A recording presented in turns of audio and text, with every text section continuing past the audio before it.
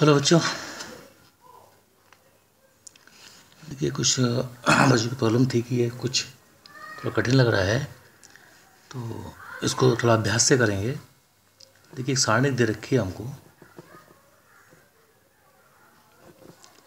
ठीक है। बोला है कि का मान ज्ञात करो।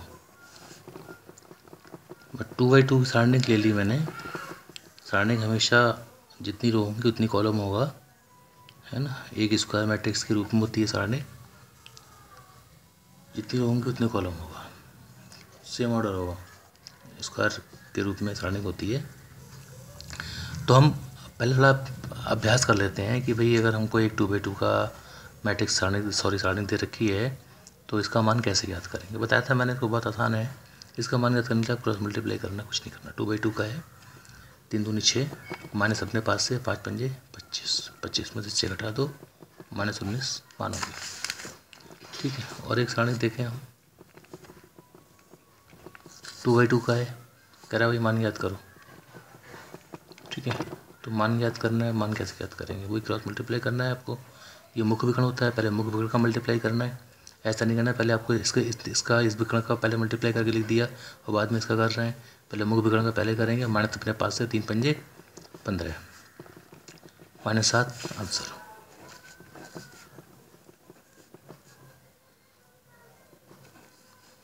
इसका भी मान ज्ञात करना है आपको। 9 दूनी 18, माइनस अपने पास से, ठीक है, माइनस लगा लो, -7, 7 8 56 माइनस का, तो ये माइनस प्लस हो जाएगा, 18 प्लस 56, 8 से 14, 4 5 5 और 1 6 और 1 7, ये इसका आंसर, ठीक है। तो बहुत ही आसान है। कोई भी 2x2 का मैट्रिक्स आपको दे रखा है और उसका मान ज्ञात करना है, इसका ही मान ज्ञात करो। तो 2x2 का जो आपको सारणी दे रखी है उसका मान ज्ञात करना है। क्रॉस मल्टीप्लाई 5 0 0 -3 × 3, कितना आ गया -3। तो ये 2x2 का अगर आपको सारणी दे रखा है, इसका मान निकालना है, आप फटाफट इस प्रकार से निकाल सकते हो। जहाँ तक मैं समझता हूँ ये बात आपको क्लियर हुई होगी। 2x2 का अगर सारणी दे रखा है उसका मान आपको कैसे ज्ञात करना है, ठीक है। पहले हम आपको बात करते हैं जहाँ आपको प्रॉब्लम आ रही है, मैं समझ रहा हूँ। अब देखिए 3x3 का अगर सारणी के लिए 3x3 का सारणी का प्रसार कैसे ज्ञात करना है, उसका मान कैसे ज्ञात करना है। तो मान ज्ञात करना सीखते हैं, बाकी सवाल कैसे हल करना है उनको हम बाद में देखेंगे, क्योंकि समस्या मुझे लग रहा है यहाँ पर आ रही है आपको। तो देखिए एक मैंने आगे में बताया था आपको, ये plus minus plus minus plus minus plus minus plus, ठीक है। ये आपको साइन, इन चिन्हों का आपको प्रयोग करना है। चिन्हों का प्रयोग केवल किस पे करना है, जिसके सापेक्ष प्रसार कर रहे हैं, केवल उन्हीं अवयवों को करना है, सारे अवयवों में चिन्ह लेना है। जैसे मैं एक सारणी लिख दूँ यहाँ पर, 2 4 8 5 7 3 2 1 4 का मान ज्ञात करो, ठीक है। आपने इसका मान ज्ञात करना है। तो देखिए आपको पता है ये पहली रो है, ये दूसरी रो है, ये तीसरी रो है, ये पहला कॉलम है, ये दूसरा कॉलम है और ये तीसरा कॉलम है। तो प्रसार अगर आप R1 के सापेक्ष प्रसार कर रहे हैं, मान ज्ञात करना है सापेक्ष प्रसार करने पर, तो R1 के सापेक्ष प्रसार करेंगे तो क्या करेंगे, ये R1 है, आप ये 3 अवयव लेंगे, R1 तो यही है। तो इन 3 पर इन 3 अवयव की इनसे मल्टीप्लाई करके आपको लिखना है। बाकी की किसी चिन्ह के साथ मल्टीप्लाई नहीं करना है, कोई चिन्ह के साथ में नहीं लेना है, ठीक है ना। जिसके सापेक्ष प्रसार कर रहे हैं केवल उन्हीं अवयव पर चिन्ह लेना है, बाकी पर नहीं लेना है। अगर आप C1 लेते तो C1 के साथ इन चिन्हों का प्रयोग करते। जो रो है वही रो के चिन्ह का उसी रो के चिन्हों का आपको साथ में प्रयोग करना है, मल्टीप्लाई करते रहना है, लिखते रहना है।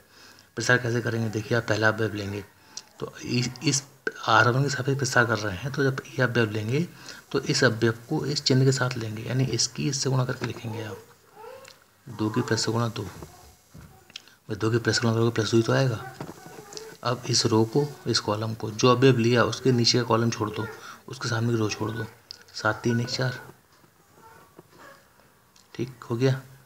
दूसरा अवयव लेना है 4, 4 की इससे गुणा करो, माइनस से -4 आएगा। अब 4 रहे तो 4 के सामने की रो ये आ गई और कॉलम ये आ गया, छोड़ दो, कितना रह गया, 5 3 2 4, 5 3 2 4।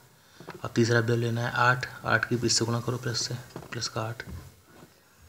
ठीक, अब 8 के सामने की रो नीचे कॉलम छोड़ दो, ये चिन्ह ये ले लो 5 7 2 1, 5 7 2 1। अब जो 5 7 2 1 रह गया, इनको इस चिन्ह के साथ नहीं लेना है ना, समझ रहे हैं ना। केवल हमने जो जिसके सापेक्ष प्रसार किया उन अवयवों को ही इन चिन्हों के साथ में लेना है, बाकी जो रह गया उनको ऐसे लिख देना है। अब बहुत आसान काम हो गया। अब इनका आप जानते हैं इसे कैसे हल करना है। 2×2 का मैट्रिक्स सारणी के 7 चौक 28, 3 एकम 3, 5 चौक 20, 3 दूनी 6, 5 एकम 5, 7 दूनी 14, 3 घटाओ 25 और 25 दूनी 50, माइनस 14 बचे और 14 चौका 56, माइनस का हो जाएगा। ये 9 बचे यहाँ पर और 9 अट्ठे 72। ठीक है, ये आ गया। अब ये 56 माइनस का है, 50 प्लस का है और 72 प्लस का है, तो प्लस वाले जोड़ के माइनस वाला घटा दो। तो 56 में से 50 चला जाएगा, माइनस का 6, माइनस का 6 यहाँ कम कर दो, 6 जाएगा 4, कितना बचेगा 66 बचेगा आपके पास। ठीक है, तो ये आपका आंसर हो जाएगा, ये मान आपके पास आ गया। ठीक, तो ये 3×3 के सारणी का आपको काम करना है। ऐसे आप इसी प्रकार से इसका थोड़ा अभ्यास कर लीजिए। 2×2 का मैट्रिक्स सारणी बनाइए, 3×3 का बनाइए, अपने तरफ से 5 से कोई अंक लिख लीजिएगा और उनका किसी भी रो के या किसी भी कॉलम के सापेक्ष विस्तार करके उनका मान निकालने की प्रैक्टिस करो।